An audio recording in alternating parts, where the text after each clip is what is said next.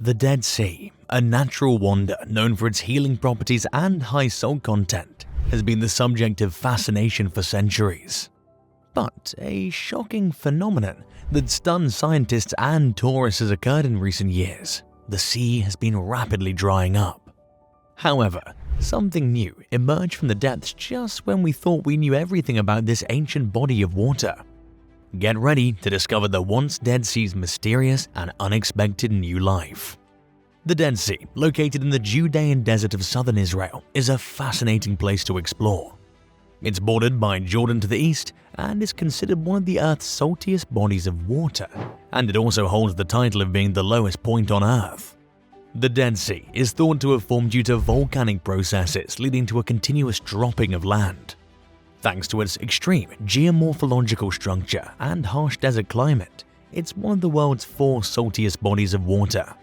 The constant dramatic changes it experiences create a landscape different from any other world. Moreover, the unique mineral content of the area's air, land, and water is globally renowned for its therapeutic qualities, making it a health resort for thousands of years. There are several contending theories about how the Dead Sea was formed, with one suggesting that around 3.7 million years ago, the area, now known as the Jordan River Valley, was repeatedly flooded by water from the Mediterranean Sea. The waters created a lagoon called the Sedon Lagoon, which connected to the sea through what is currently called the Jezreel Valley. Later on, about 2 million years ago, the land between this lagoon and the Mediterranean Sea rose to such an extent that the sea could no longer flood the area, creating a landlocked lake.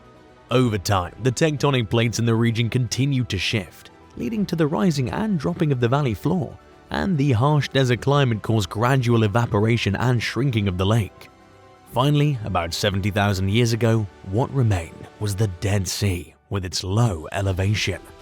The Jordan River was the only primary water source flowing into the Dead Sea until the end of the 1960s.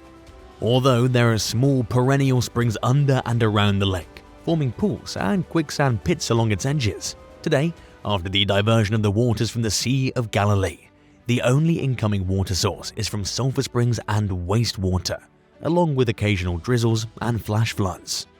As a large body of salt water, the shores of the Dead Sea sparkle with crystallized sodium chloride, where the sun evaporates the water in colors of white and turquoise. The sea's surface used to be divided into 2 basins. Still, in the late 1970s, the surface dropped significantly, and the southern basin dried out. This drop has changed the physical appearance of the Dead Sea, with the peninsula of Al Lisan gradually extending eastward, until the lake's northern and southern basins are separated by a strip of dry land. In addition, the southern basin was eventually subdivided into dozens of large evaporation pools for salt extraction. Water is pumped into the southern basin from the northern basin to keep it wet. The air is filled with the aroma of sulfur, which rises from the mud rich in bromine. The northern beaches are full of mud, whereas the southern shores feature interesting salt formations. The water of the Dead Sea looks almost oily due to its high salinity and density of about 1.240 kilograms per liter, which makes swimming in its waters similar to floating. These features make the Dead Sea a truly unique destination, worth visiting at least once in a lifetime. The water turned to blood. With its unique features, the Dead Sea remains a hub for researchers, geologists, hydrologists, and other interested scientists. With so much attention, one would expect a lot of discoveries. Well, you're right. Over the years, there have been a lot of discoveries in the Red Sea and its environs, but one that stands out among them is the pool that suddenly turned crimson red. Yep, you heard that right, it turned blood red. Recently, a small water body near the Dead Sea in Jordan has turned blood red in color, leaving locals and authorities baffled. Several social media users have shared pictures of the deep red-colored pool of water, reminiscent of the biblical plague of blood. However, scientists believe this phenomenon's cause is much more down to earth. According to Sakra al-Nusor, the head of the Jordanian Geologist Syndicate, the red color could have been caused by algae, iron oxide, or the addition of substances by humans to change the water's color.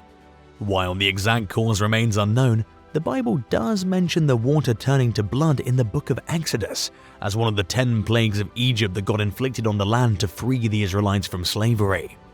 Exodus 7:19-20 describes how God instructed Moses and Aaron to turn the waters of Egypt into the blood as part of one of the 10 plagues to free the Israelites from slavery. Moses and Aaron followed God's command, and all the waters in the river turned to blood. While Al-Nusra and the Jordan government worked overtime to debunk conspiracy theories about this occurrence, their various explanations were not doing great work. Because if it was caused by algae, then why hasn't the river been red all along? Or did the algae form? And if it was by human activity, what was added to it, as the pool is not frequented by people or tourists? However, this wasn't the first time the water turned red overnight. Yeah, it happened a year earlier in Israel. So, on top of dealing with the coronavirus pandemic, it seemed like Israel was hit with another biblical plague. The river is running blood red.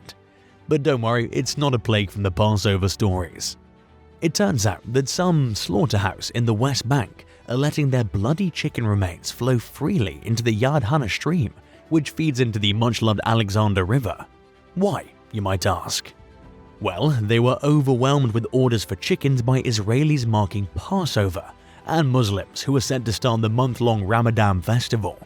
Israel could take care of their red water situation and clean it up since it was due to pollution, but Jordan would be stuck with theirs for a while.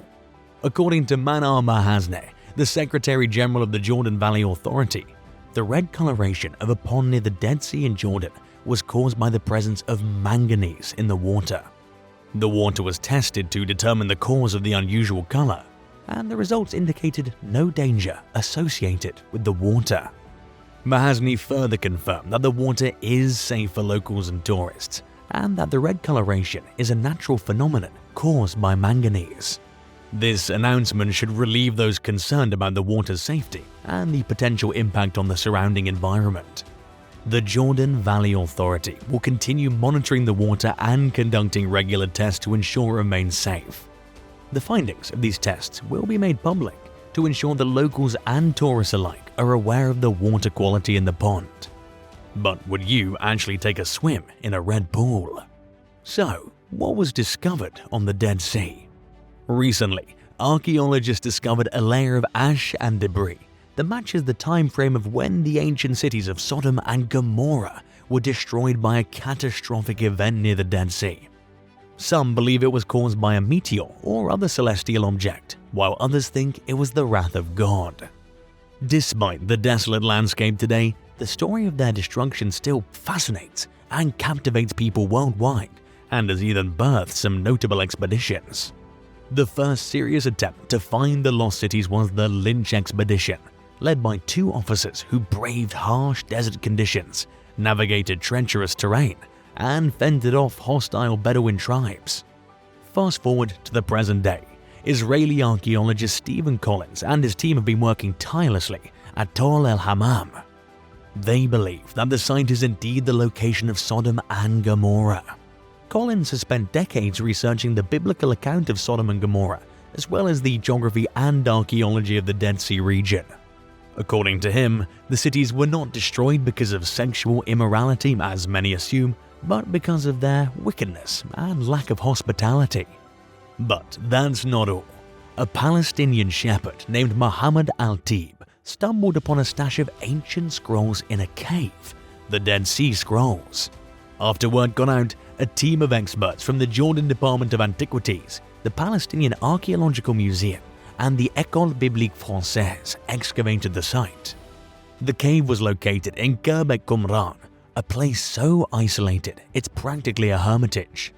We're talking 1 kilometer from the shore and 20 kilometers south of Jericho. It was perched on a spur of the Mall Terrace, surrounded by ravines and Wadi Qumran. Frankly, it sounds like the perfect place for a secret lair. The Dead Sea Scrolls were basically over 800 documents, made of animal skin, papyrus, and even forged copper. But wait, it gets even better. These scrolls give us a deeper understanding of the Bible and shed some serious light on the histories of Judaism and Christianity. We're talking about parts of every book of the Hebrew canon except for Esther. Plus, a collection of never-before-seen hymns, prayers, commentaries, mystical formulas, and the earliest version of the Ten Commandments. And, get this, they were written way back between 200 BC and the period before the failed Jewish revolt against Rome in 66 to 70 AD. That's 8 to 11 centuries before the oldest known Hebrew text of the Jewish Bible. Now, while nobody doubts the scrolls' authenticity, there's a bit of a debate about who wrote them. This has profound implications for understanding the history of Judaism and Christianity. Suppose they were written by a particular sect of Jewish dissidents, the Essenes. In that case, we're talking about some significant insights into the forces that operated after the Maccabean revolt. Scholars were in awe of the remarkable similarity between the scrolls and later versions, but there are some juicy differences too. For example, one scroll details Sarah's beauty in Genesis, describing everything from her legs to her luscious locks. And in another part, they added Abraham's first-person account of his journey through the land. Talk about a gripping read. But that's not all. The scrolls also shook things up when it came to religious regulations. They challenged the laws practiced by the priests in Jerusalem and even the Pharisees. So, the scrolls are like a missing link between when religious laws were passed down orally and the era when they were finally recorded in the Talmud. For Christians, the scrolls offer a fascinating peek into the past. Although Jesus isn't mentioned by name, the scrolls provide insight into the prevalent ideas and beliefs during his time. For example, one scroll refers to a messianic figure as the Son of God and the Son of the Most High. This shows that the phrase was already used when Jesus was preaching his gospel. It wasn't just something made up by early Christians after his crucifixion. Whoever hid the scrolls from the Romans must have been quite the expert in hiding things. It took almost 2 millennia for them to be discovered at Qumran. Maybe they should have written a guidebook on hiding secrets. They could have made a fortune. Who knows what else is hidden out there in the Dead Sea? Will we finally discover Sodom and Gomorrah? Please share your thoughts in the comment section below. If you found this video interesting, don't forget to like it, share it with your friends, and subscribe to our channel for more content.